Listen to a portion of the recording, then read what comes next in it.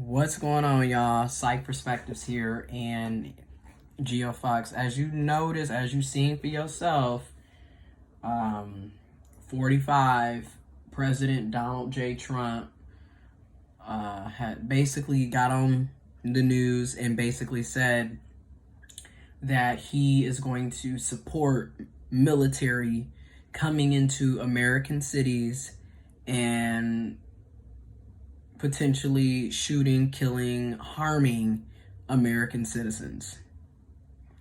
Which a lot of people that are privileged and have never been through oppression of any sort is sitting back and they're just completely in shock. Like, oh my gosh, how can the president, have the military come into our cities and harm us? We're American citizens. And then those of us that are people of color, black, LGBTQ plus, know anything about history, we're sitting back like, well, this is what this country has been doing since the beginning of time, since its inception, right? Like, what do you think police brutality is? And then going on a further, deeper look at this, when you look at how the American military is used, the American military is essentially a terrorist group that is a global terrorist group. But I'm calling it for what it is. Because when you sit down and look at how this country literally bullies other countries, and then they use a lot of narcissistic approaches to oppress people. And what I mean by that is we are fed propaganda in America about liberty, justice, freedom, rights for all. We're all fed the same propaganda of how, Uncle Sam, and we're fighting for liberty, we're fighting for democracy, we're spreading democracy. That's what we're told here. That's the propaganda. So, AKA, in many ways, to use narcissistic terms, in many ways, we are the flying monkeys, okay? We're the ones that are sitting up. What do you mean? Red, blue, and white. Freedom, rights. We are feeding into the propaganda machine. We're the freaking flying monkeys. So we're telling other countries and other people, and what do you mean? We're fighting for freedoms. And like somebody said, well, rioting doesn't help bring back George Floyd. And then somebody said, well, going into brown countries and bombing up the Middle East doesn't bring back people that you lost during 9/11 either, but you're still doing it. And once again, it's propaganda. If I can sit up here and get on the news and tell you that Muslims are terrorists and people of color are terrorists and black and brown people are, they are putting our freedoms in danger. If I can sit up here and spread misinformation and lie on an entire race group of people, basically perpetuating more racism, more white supremacy, more xenophobia, and pretty much calling for the genocide of those people, black and brown and people of color and lower income, LGBTQ plus, women, the list goes on. That's what's been going on in this country since the inception. Again, you slaughtered Native Americans, indigenous people, you captured and enslaved another group of people, black folks, Africans from the continent of Africa, from various different tribal areas and communities across the continent. You enslaved our ancestors, our people, and you forced them over here during the transatlantic slave trade in the Middle Passage. And not only were they dropped off in this godforsaken country, but they were dropped off in Brazil, South America, Dominican Republic, Haiti, Puerto Rico, Cuba. We were literally, enslaved and carted off into various different places around the world, not just the USA, okay? And here we are. When you look at what's going on with COVID-19, Brazil now has 500,000 cases, I believe, and the casualties are going up. We have over 100,000 deaths, going up, up, up, up, up. We're almost at 2 million cases, if we're not already there, going up, up, up, up. And again, Brazil also has an extremely large population of black people, brown people. So again, and their president, similar to our president, is a fascist white supremacist. There you go. And again, this is not the first time military has been, and then when you see military and police being used to attack their own citizens, that is fascism. That is dictatorship. That is genocide. I want to make sure we understand that. What's been happening to black people for 400 plus years literally is the definition of genocide. Okay? So, you take resources from people. People can't get jobs. People can't get money. They can't get education. They can't get food. They can't get shelter. They can't get health care. They can't, it's a list of things. In my city of Flint, Michigan, 6 years we've been waiting for water, clean drinking water. Okay? We're having pipes replaced now, 6 years later. We're having lead lines replaced now. We're having gas lines replaced now. In the meantime, we still are not drinking from our tap. We're still using filters and drinking out of water bottles, which unfortunately with the water bottles, you have to pay for the water bottles. You still have to pay for unsuitable drinking water. And people who don't know, Flint, Michigan still has some of the USA's highest water bills in the country for water that is unsafe. And also another problem with us all drinking out of plastic is you're literally polluting the damn environment. Everywhere you go, you have plastic all over the place. Not a good look. But I digress.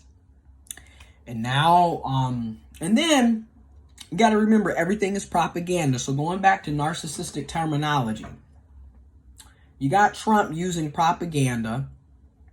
He's gaslighting and he's deflecting. Many of us have been flying monkeys for the USA and the government for quite some time. Just literally have been flying monkeys, justifying and okaying obvious abuse of power, and not realizing how hypocritical this country has always been.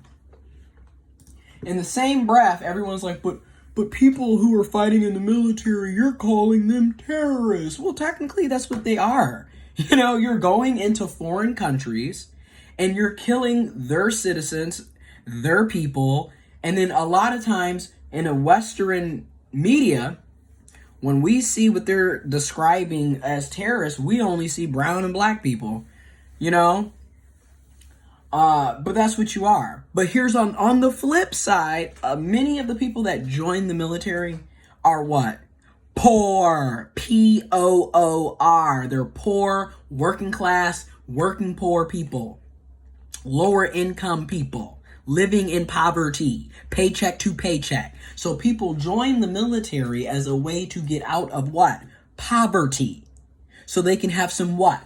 Upward mobility. So they can somehow become middle class and they can get an education and they can have resources and they can have money and they can have health insurance and they can have, that's why a lot of people join.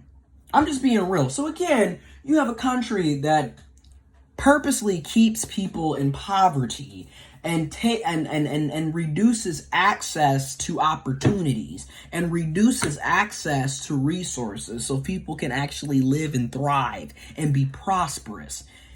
Can't have that in a white supremacist, racist, capitalistic society. Because as far as with status quo, we can only have so many up here. The rest of you have to be down here somewhere at the bottom. While I'm up here on the pyramid, you're down here struggling and fighting amongst each other, right? And killing each other and hating each other. Meanwhile, the top 1% is just chilling in the top. And everybody keeps thinking that, well, if I keep fighting and doing what I gotta do and climbing and pulling myself up from my bootstraps, even though I wasn't even given boots, somehow I'm going to be able to get up here with the 1%, which the chances of that happening is slim to none. Okay, it's not going to happen for the vast majority of us.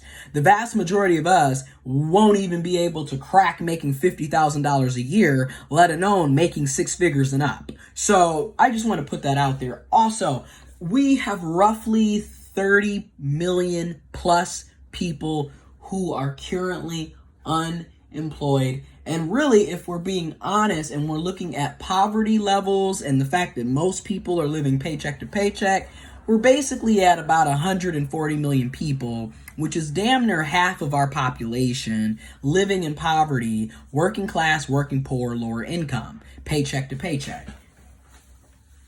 And I'm going to leave some links and articles in the description box because information needs to be readily accessible and available to everyone, so everyone can become informed and educated, so we can all stop making asinine mistakes and really being ignorant and uninformed. We cannot afford that in 2020. We can't. And that's really been one of the problems. But again, going back to control, they purposely keep this information from you.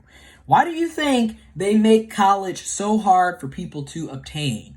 You got to have the money. You got to have the education. You got to know how to work the system to basically get into college. And then even after you're in college, you end up going into massive debt. That's used as a deterrence to keep others from even pursuing the idea of even applying to college.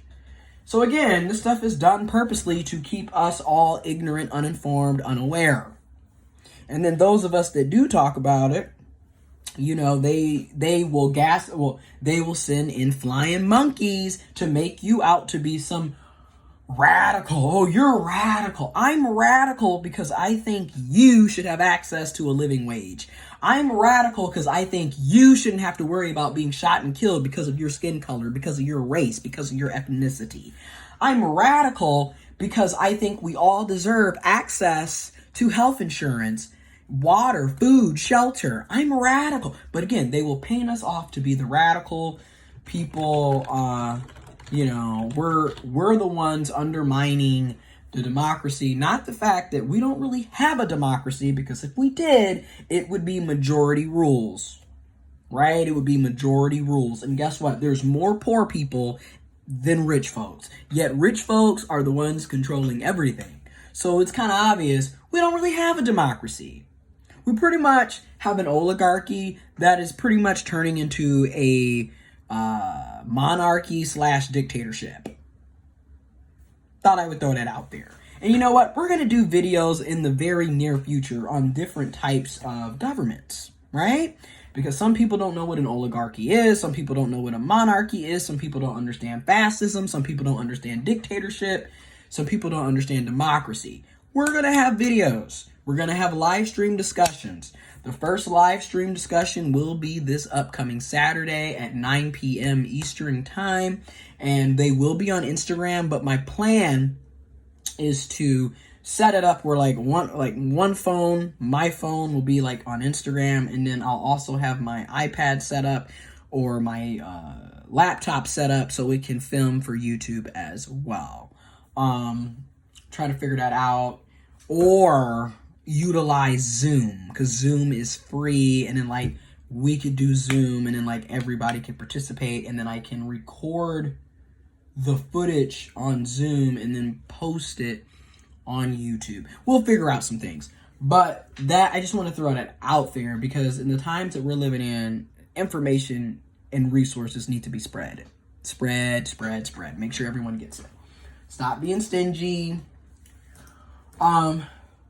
So now that we, and then following Donald Trump, 45, President Trump, stating that, he's going to basically want military to come into the cities that are having protests and rebellions. He wants them to come in and, shut everybody up, aka kill and harm folks. That's what he wants to happen. And then at the same time, he uses this to do a photo prop. You got all these white people, because again, you don't see any other black folks or people of color really working with him. He has a bunch of white folks, and he's sitting there holding a Bible across the street at a church because, once again, he is putting on a show. This is what narcissists do, right? And he's more of a malignant. I view Trump as a malignant, overt narcissist. Like, he is obviously all about himself, all right? And it is, he's out of control.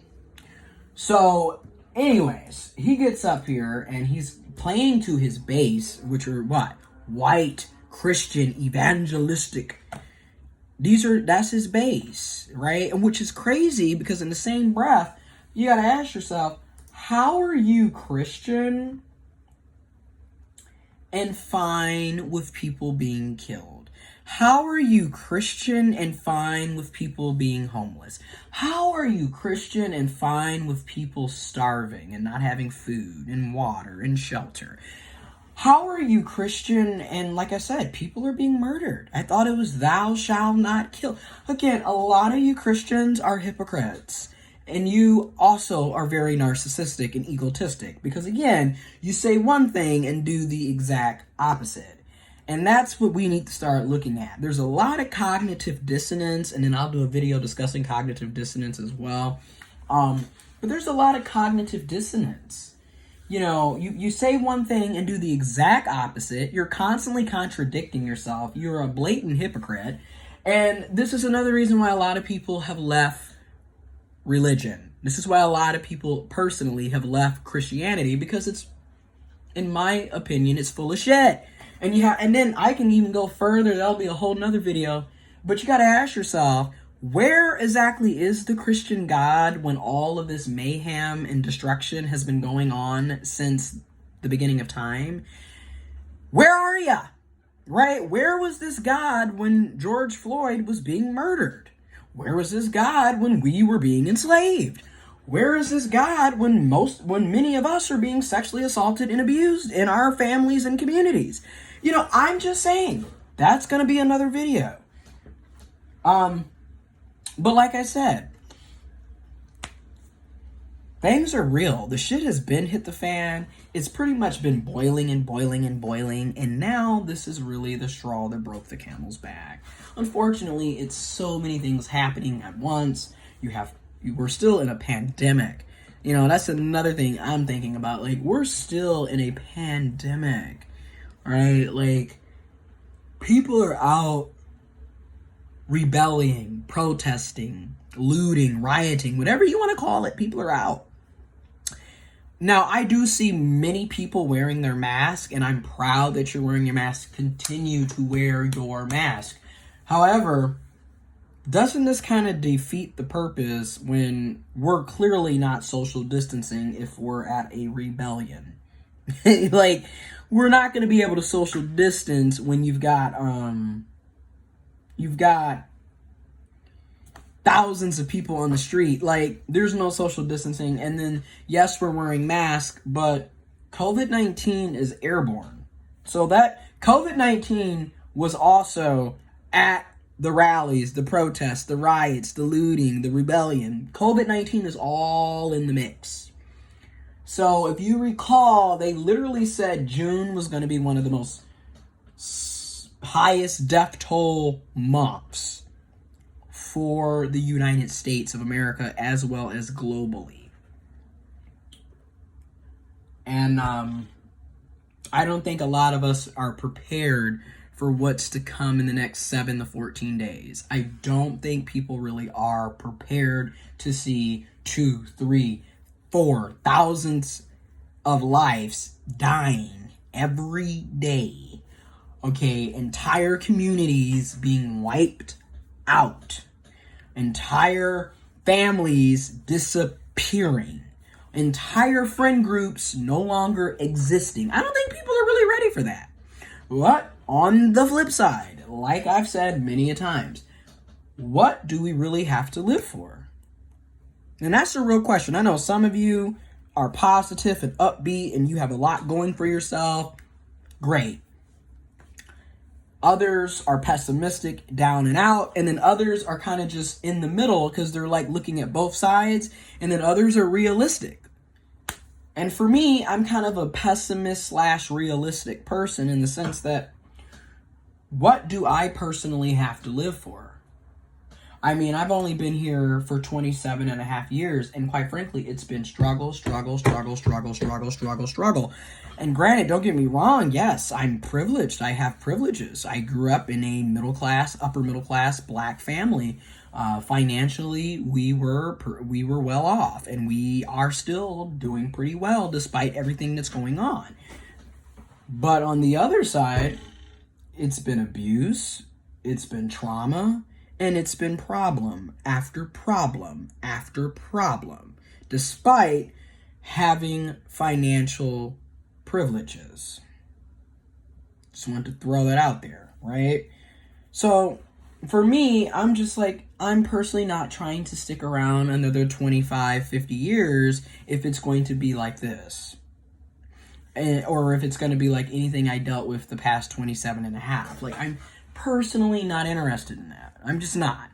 So, on the flip side, yes, we have the pandemic, and yes, a lot of people are going to die. Because they're not social distancing, they're not washing their hands, they're not, wearing their mask. A lot of people are going to suffer greatly. If have the potential, let's say that. But then on the flip side, we can't stick around waiting for things to get better either, because police brutality has been going on since we had the original slave patrols. And if you look at the history of policing in the United States of America, it literally is bred out of slave patrols.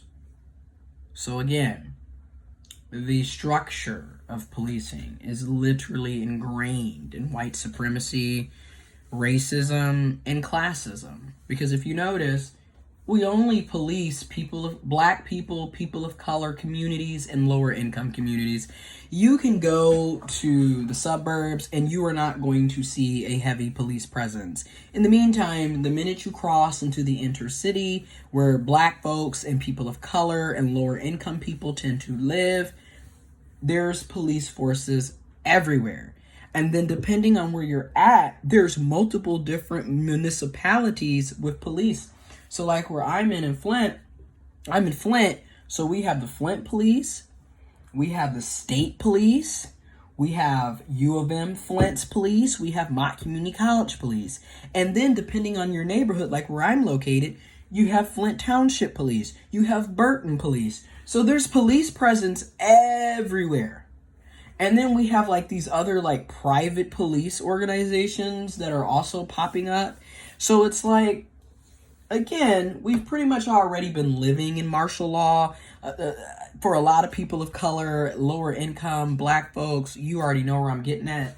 We've already been living in a very, almost like a fishbowl prison at this point. Because, like, at what point do you not see some type of law enforcement authority figure? They're literally everywhere. And then for a lot of us, we can go all the way back to being in elementary, middle school, where we was going to school. And guess what? We had police officers at the damn school, which is really weird because it was totally different. When I was in inner city schools, we were treated like criminals. When I went to the suburban school for the last 2 years of high school, there were police, but the police were actually your fucking friend. Like, they actually had relationships with the students, the teachers, the parents, the principals, the community.